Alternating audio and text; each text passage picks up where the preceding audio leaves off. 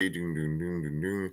What's up, horror fans? This is Pete from the Lassercast, and we just watched the entire House of Usher fall, and now it's time to watch an Argentinian town just basically get wiped out. Spoilers for the pretty gruesome and much talked about movie When Evil Lurks. So, Danny, you have watched a lot of movies in the theater. You've watched a lot of streaming shows for 2023 so far.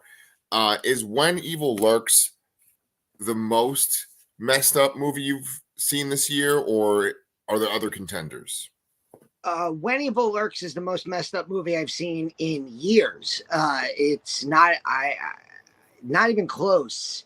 I think the only thing that competes with it, we in our best of 2022, we each very close to the top of our list had a Danish movie that they're actually remaking now. Oh God, what was the name of that movie now? Speak No Evil. Speak No Evil. Oh my God.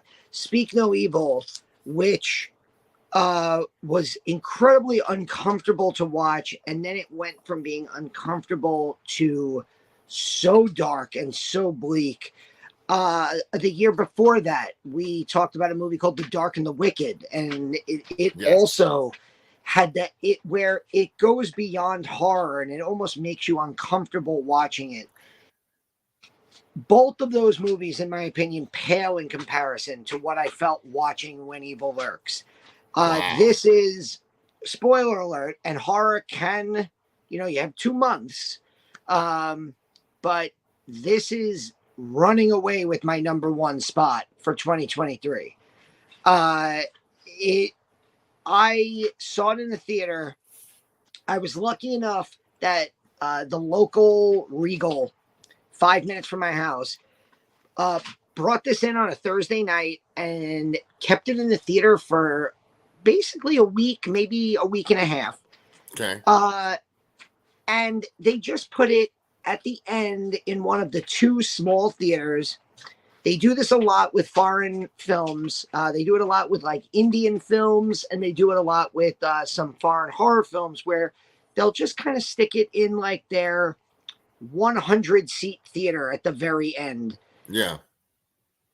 And I kind of just went to see it on a whim because, hey, it's a Thursday night. The theater's 5 minutes from my house. Hey, a new horror movie. Why not? Why not? And this movie, I was very lucky to be alone in the theater, because being alone in the theater and double checking to make sure nobody else was with me, I didn't have to check myself with my reactions, and I allowed the movie to impact me on a visceral level because I didn't have to contain myself out of fear of annoying any other moviegoers. This movie, there are at least 3, maybe 4 moments where I audibly gasped, screamed, and yelled, "Oh, come on, what the fuck?" while watching.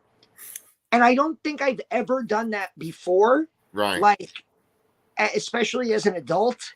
You see enough horror movies, and even the great ones, they don't affect you on a real visceral level, make you so uncomfortable that you want to turn away and not see what's going to happen. Right. This one did.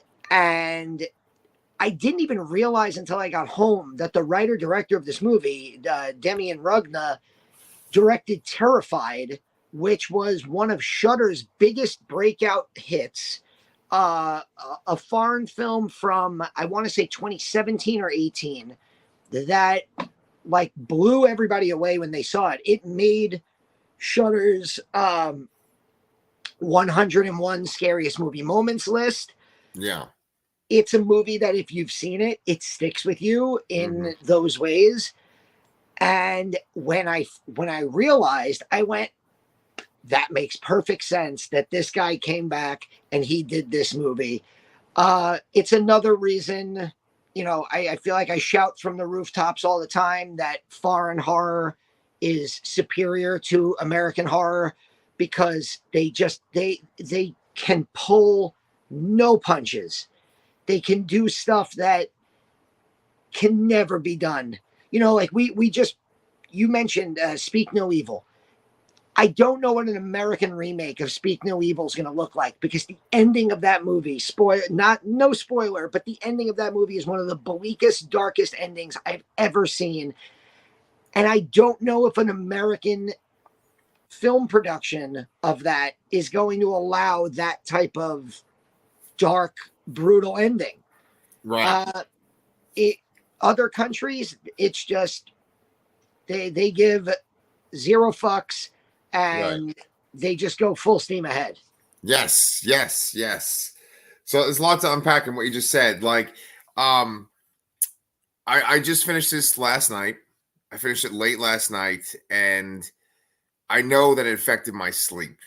Now, this isn't a movie where you're like scared and like when you go to turn off your lights at night and go to bed, you're like, oh, is there something going to get me? It doesn't give you that kind of creepy feeling. It's that unsettling kind of feeling. And it's interesting because you mentioned this guy's other movie, Terrified. I haven't seen it yet, but they talk about it quite a bit on that 101 Scariest Horror Movie Moments, and it always intrigued me. I wanted to see it. I feel like if they were to update that countdown, there would be at least one scene from this movie, and I think there's a pretty specific one that you would reference for the movie or for the countdown. Yeah. If we didn't mention it, by the way, we've mentioned Shudder a few times. This movie premiered on Shudder, came out on Shudder last week on I think it was the 27th. So you guys can go, you can watch this movie. If you have Shudder, you can stream it now.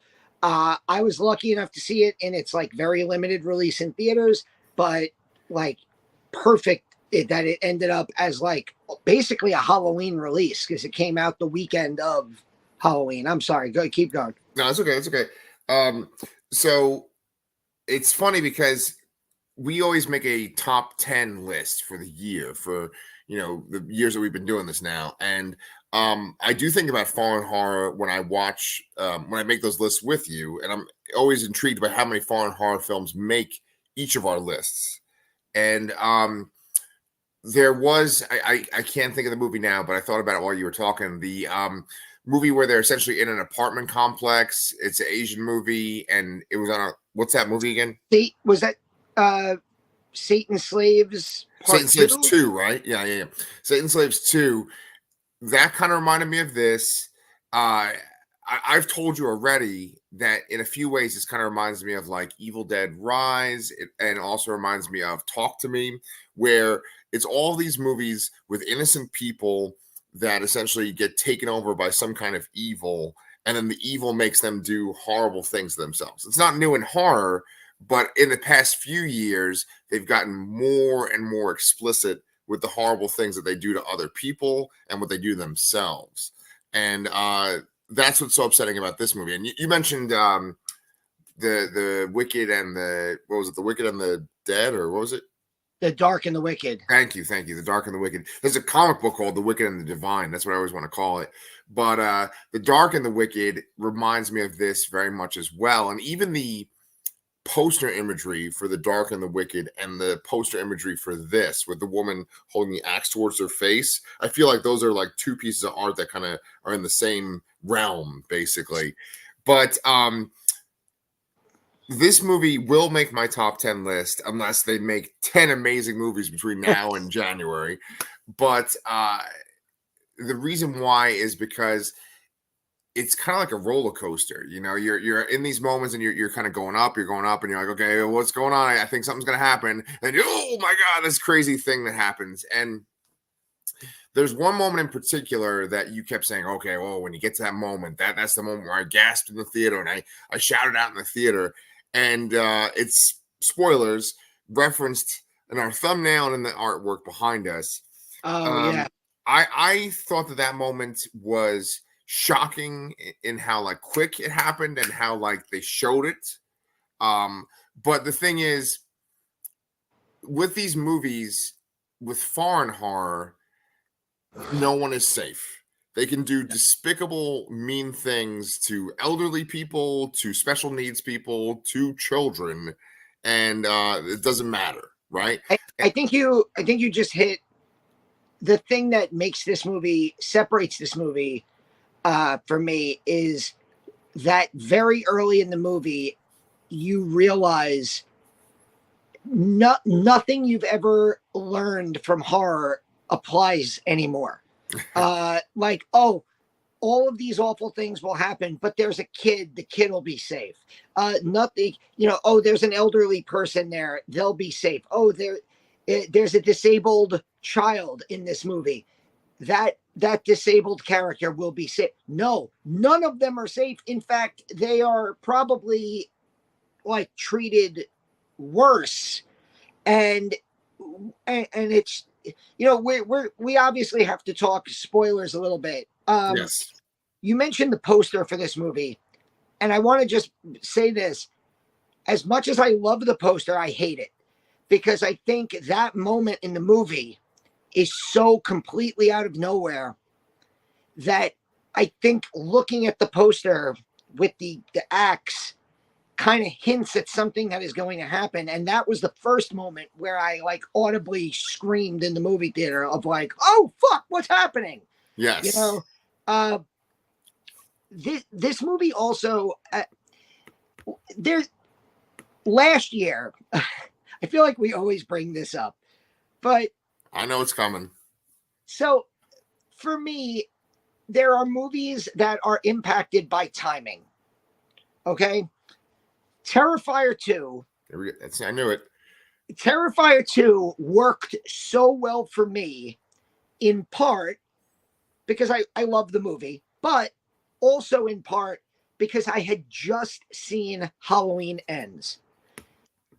Not going off on a tangent about Halloween Ends, but the idea of like one movie that I really wanted to see kind of disappointed me. So I go into this next movie, which I have lowered expectations for, and I'm blown away by it. I had just seen Exorcist Believer. And I think I had seen that in the city for a screening on either a Monday or a Tuesday night. Or maybe it was the Wednesday night. And then I think I literally went to the movies a day or two later to see this. I think it was either the Thursday or the Friday night. And this movie is kind of a possession movie. Yes. It's kind of a post-apocalyptic zombie movie. So it has those same aspects of possession. They call them the rotten. Right. In this movie, right? And like people who have been taken over, we're 13 minutes in. We haven't really talked about the plot of the movie. Is basically it's these brothers who live like in a secluded house on a farm in Argentina, and they find a dead body mutilated in the woods, and they track it to another house in that same farm where there is this bloated, rotten man who has been effectively possessed but still alive. And the two of them and the owner of the farm decide to basically just take his body and get rid of it. And they lose the body somehow, and terrible things. The rotten spreads from this opening like 20-minute part. And if something is rotten, you have to be very careful not to shoot it, because by shooting a rotten, you're going like almost like it's an infectious disease that you can get in the air. Yeah. Which also, as a movie that came out post-COVID, is very interesting. This idea of like, you could acquire like possession through like, killing somebody who is possessed and breathing in the remnants. Right. So to see this type of possession movie, this very interesting take on possession, right after seeing the vastly disappointing Exorcist Believer, maybe the timing of this movie just worked perfectly. Maybe this is my Terrifier 2 of 2023. But what I will say is, unlike Terrifier 2, which is, I will admit, not for everyone, this movie appears to have been vastly praised by horror critics. Yeah. What's interesting is I noticed its Rotten Tomatoes, which I don't really put a lot of stock into Rotten Tomatoes, but its Rotten Tomato audience score is way lower than its critic score. Hmm. And I think it has to do with some of the scenes that we're talking about, which are gross, disgusting, shocking, brutal, gory, everything. And these things are happening to, like you said, in some cases, such innocent people, a pregnant woman, a child, a disabled person. And as an audience member, a lot of us don't want to see these things. Like, horror is an escape, and we want to see the final girl defeat the villain at the end. We want to see a hero come in and, you know, rescue the damsel or the scared character. We want to see the exorcist come in and save the rotten soul, right? And this movie gives you zero relief. In fact, every time you take a single breath, it beats it out of you in the worst possible fucking ways. Yes. So do you want to get into like these step-by-step moments of like disgusting gore and violent death that the movie is going to probably stand on its make its top 10 lists on? Yeah, sure. I kind of wanted to like address Go ahead. a couple of things that you said though before we do that. Um, it's funny because like it beats it out of you and it makes you gasp. It kind of sounds like you had about as exciting an experience in the theater as Paul Rubens. Luckily you were by yourself, and so I watched it sort of by myself and in installments whenever I basically had free time. It's interesting because you mentioned the fact that like there's certain things that we don't want to see, and then you've also compared it to Speak No Evil. Now with Speak No Evil, there's like a very explicit scene, and here's a spoiler for Speak No Evil. It involves a child at one point. As fathers, we get pretty upset or disturbed when things happen to children, especially like if it's like a little girl. It's pretty upsetting. And this movie makes a point to say that evil loves children and children love evil. That's one of the lines towards the end of the movie.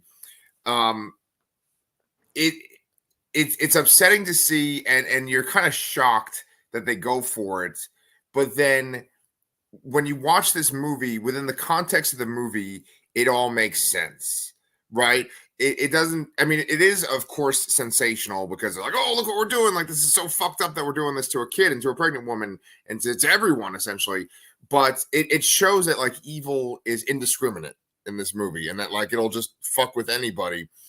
The Exorcist, because you've kind of compared this to The Exorcist a few times now. The Exorcist, there's always talk of how the devil does things to innocent people to kind of make everyone feel disturbed or show how horrible the world is or how bleak the world is. This movie does things to children, but it's not this sort of drawn out, profane thing. It's this like quick, disturbing, jarring kind of thing that happens. And we can, of course, talk about those moments. It's funny, though. I wanted to distinguish one thing, though.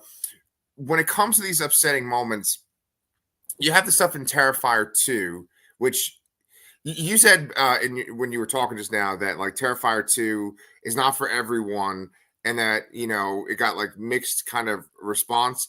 But I think in general, like the horror community really loves Terrifier 2.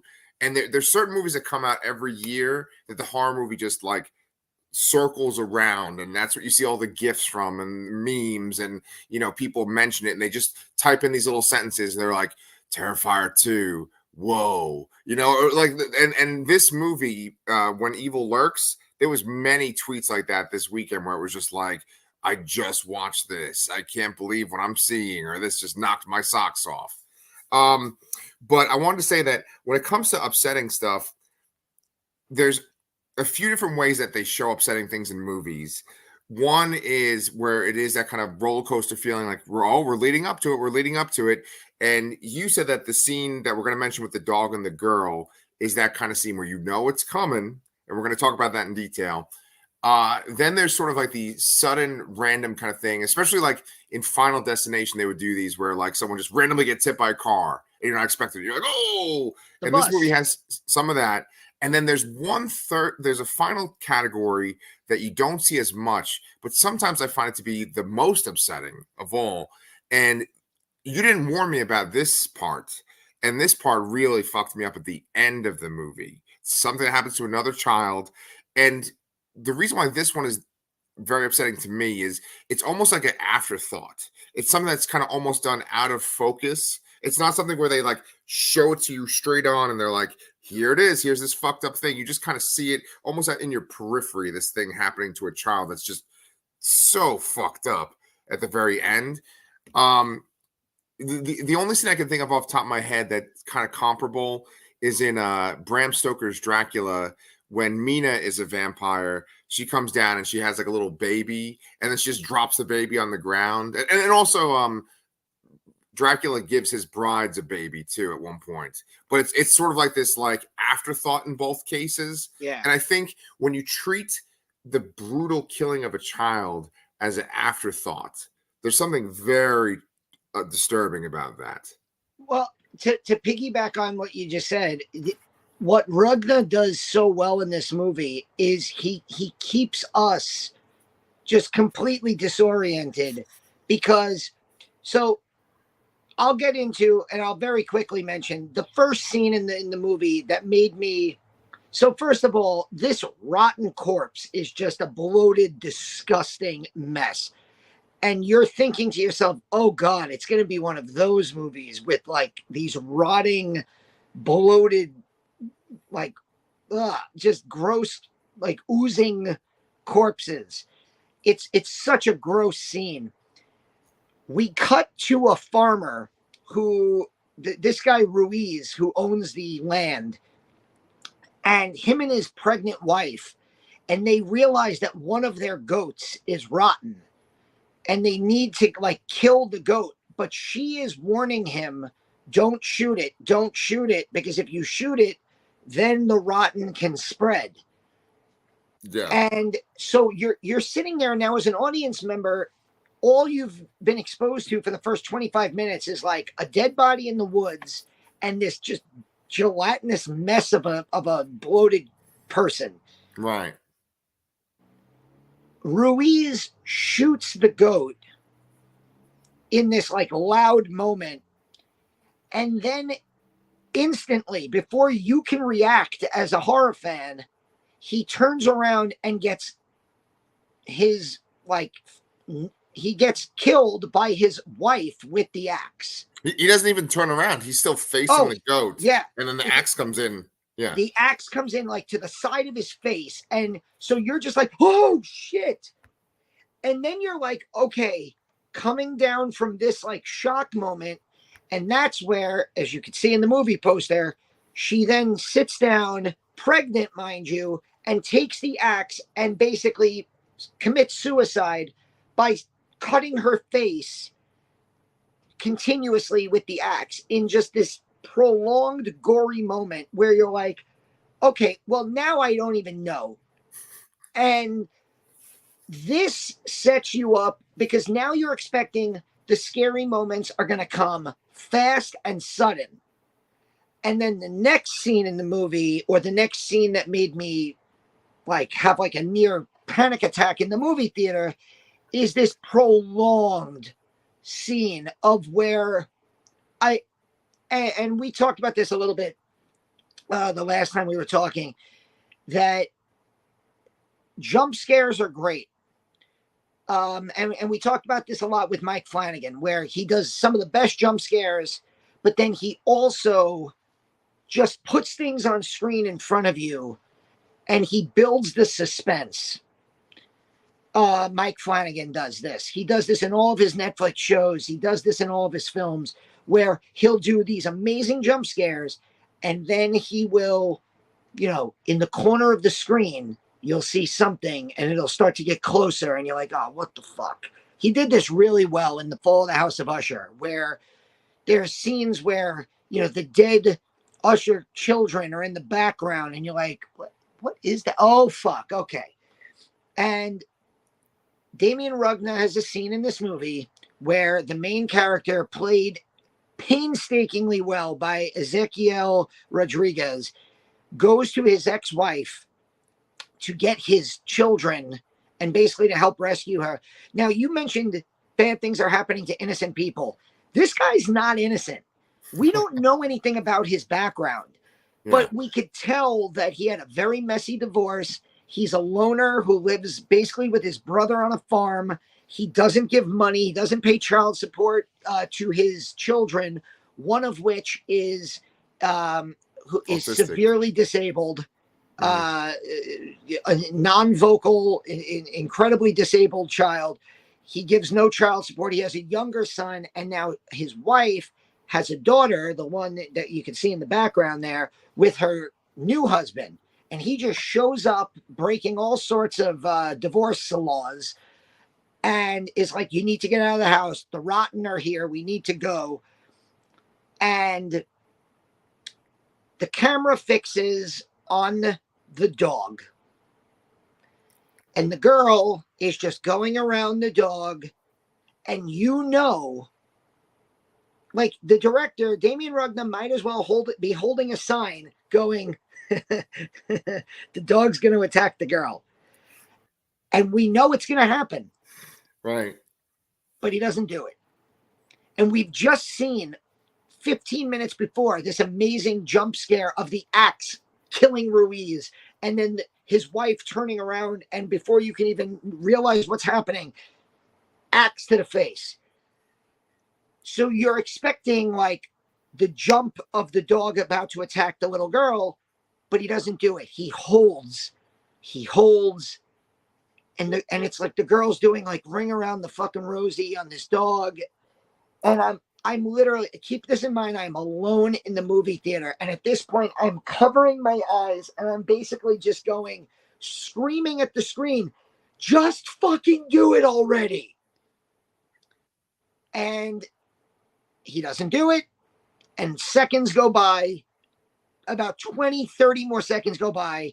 And I start to lower my hands. And that's when the fucking dog grabs the girl by the head and runs out the door with her. I cannot think of a more suspenseful, drawn out moment in a movie than that. It fucked me up so bad. Like, I am the first person to get angry at anyone for making noise in a movie when it's not justified. And I, like, alone in the movie theater, was screaming during this scene. And at that point, I basically said to myself, it doesn't really matter what happens for the rest of this movie. This movie's in the top 3 to 5. It just, what happens over the next 40 minutes is going to determine if it stays at 3 or if it goes to 1. Because if I could feel like this in the movie theater, it's got me. And, Yes. It's amazing because when the dog does attack the girl, it is what you kind of would expect a dog attacking a girl might look like, a little child might look like, where it's sort of like rattling her around, her body's moving as it's twisting its head around, and you're sitting there for a second like, oh, she's dead, right? She's dead. And it's so jarring and so upsetting when it happens. But it's, once again, it's not exactly like right in the frame. It kind of like happens so suddenly, and then it's sort of like happening off to the side. And then we're focusing on the brother's reaction to it, which is another, like, to build up that scene and then to have like the attack being off camera, like a huge difference between the disgusting violence and gore in this movie. Terrifier 2 does it everything on camera because that's what it is. Like I describe Terrifier 2 as an action movie where its action movie set pieces are Art the Clown's kills. they're like the big explosions of the action movie. Yeah. This movie, the deaths and the violence, it doesn't feel exploitative. It doesn't feel like the director's going like ha ha ha ha, because it all fits within what the story this movie is telling and what the characters are going through. Right. Chris Stuckman does a really good review of this movie on his channel, and Chris even gave Future Boy Chris gave a really good short review of this movie as well. And what Chris Stuckman said that stuck out with me is like, this main character played by Ezekiel Rodriguez, he's not a good person. No. And he keeps trying to do the right thing, or what he thinks is the right thing, and everything he tries just makes everything worse. Like, let me go get my kids at my ex-wife's house. Well, that leads to the dog getting possessed and attacking the girl, and everything else going wrong from there. And things like spiraling further out of control. Like, every decision he makes is just horrible. Even though it's like the perfect, it's like the phrase, best of intentions don't always lead to the best of results, and that's what this guy is doing. Right. And, we're kind of talking about how sensational it is, and we're talking about like these kills or these upsetting moments, but there's definitely themes behind this. There's definitely ideas behind this. And going along with what you just said, I mean, you have these moments where people are possessed and they say really disturbing things. That's obviously happened in The Exorcist, happens in the Evil Dead movies. And this kind of reminds me more of the more modern Evil Dead movies, like the remake and then the reboot and then Evil Dead Rise. But one theme that's in this movie, at least to me, is that there is almost like a lore, or there is a mythology that if you don't follow it, if you don't believe it, you're essentially gone. Like evil's going to get you. It's you have to follow the superstitions to keep yourself safe. And you see people breaking the rules constantly, and then immediately they're like consumed. It's like saying like, don't get bit by the zombie, because then you'll become the zombie. And like the people are like walking up next to the zombie and they get bit, right? But with this, there's a few sequences where a woman is essentially warning a man, don't do this aggressive act, don't give in to your emotions, it's going to backfire on you. And the man still does the thing. And so in the very beginning, you have the guy who shoots the goat and his wife kills him immediately because she's possessed by the evil. And then at the end, or most like 75% of the movie's over, they bring in this woman who's had an experience with these creatures or this kind of situation, and she's like one of the last survivors. She's telling the main character what to do to essentially stop this from spreading, to stop the evil. And he's just not able as a man to carry it out. One other last thing I want to bring up is that there's a very kind of like practical thing that's connected to all this weird mysticism, because in the end, they find this bloated corpse, right? But he's just physically just not able to like pick the corpse out. It's not like he's sitting there and he's like, oh, this is my friend, I can't do this to my friend. He's just literally like, I'm not strong enough to lift this thing out of here to do what we need to do. So it's a very like everyday kind of thing. Even though it's this sort of mystical, crazy evil and all this superstition, it's still like as common as every day as like fixing your flat tire. It's like there's all these practical things. There's not like we need to get in this special shaman, even though this woman does have these weird tools and there's like a weird way she has to dispel the evil. Love one of my favorite parts of this movie is that there is this unspoken lore to this. There's a scene at the beginning where the main character, what's the main character's name? I keep calling him by the actor's name. Where he yells at the old woman keeping the rotten body that like the churches are gone. So it's like there's no time frame for anything. Like, No. is this in the future? Is this post-apocalyptic? We don't know. And then you have the corpse that they find like cut in half at the beginning of the movie had one of those devices, and this woman at the end has one of these devices. So it's like, this is obviously, the rotten is like this ancient form of evil that can be stopped with you know, science, magic, metallurgy. I don't know. You know, it's like this, there's this unspoken lore. Right. And as a viewer, we just go along with it. Like, oh, if she's able to get that machine up and running, she can stop the evil. But both times somebody is sent to deal with the rotten, things happen which prevent it from going through, you know, and so yeah, I mean it's really intriguing because it does feel so foreign, and I've said this before about foreign movies where like there's a depth to it that our movies don't have because there's a history, right? When we watched another movie that made, I think, both of our lists for that year, The Medium.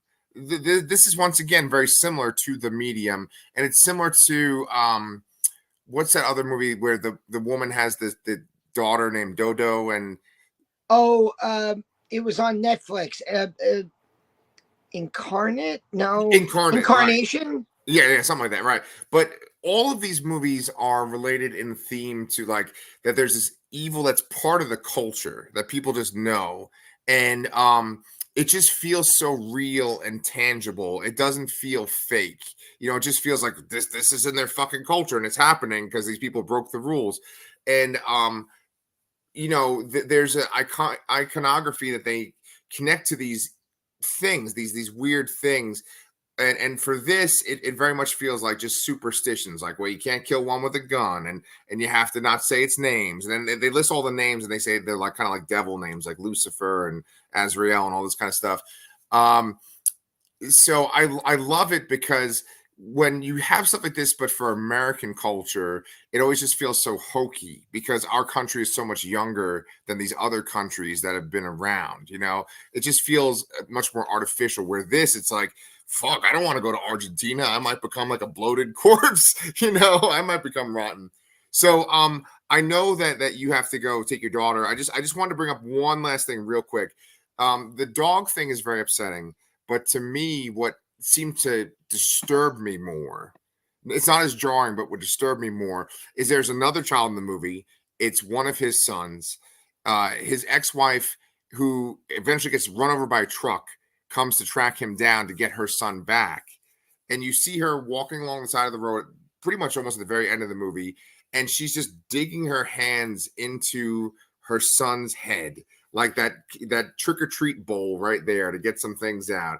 And that disturbed me the most. Yeah. Yeah, I mean, that, as it should. Yes. There's also, you know, this woman that we talk about who, you know, is her and the main character end up in this school at the end to try to, you know, defeat the or try to stop the rotten from spreading, and there's a very slow death via hammer. The amount of gore and like bleakness and darkness and disturbing scenes, they don't end. It's not like, oh, there's one at the beginning and then you stay for the end. It never ends, and the movie ends and you're just left like completely hollowed out. Yes. Like the little boy's head. Oh, God. Yeah, so obviously Danny and I really dug this movie. It's going to come up on our top 10 list this year. You know, it's on Shudder, like Danny said. Definitely go check it out. There's a lot of, I don't know, it's high competition for whatever else I have to watch between now and our review. But Danny, before you go, you want to tell people what to expect on our channel? Well, last night Shudder did a live tweet along with the new Hell House LLC and the original and the director, Stephen Cognetti. Pete didn't see, unless you watched last night, I don't think you've seen the Hell House movies. Right. So No. if you, I think we're going to try to get into those because it's a very underrated modern horror franchise. I have a full review. I have a short review of Hell House LLC Origins, the movie that just came up on Shudder on the channel, and we have about a 25 to 30-minute Q&A with director Stephen Cognetti live from the IFC Center in Manhattan, also up on the channel.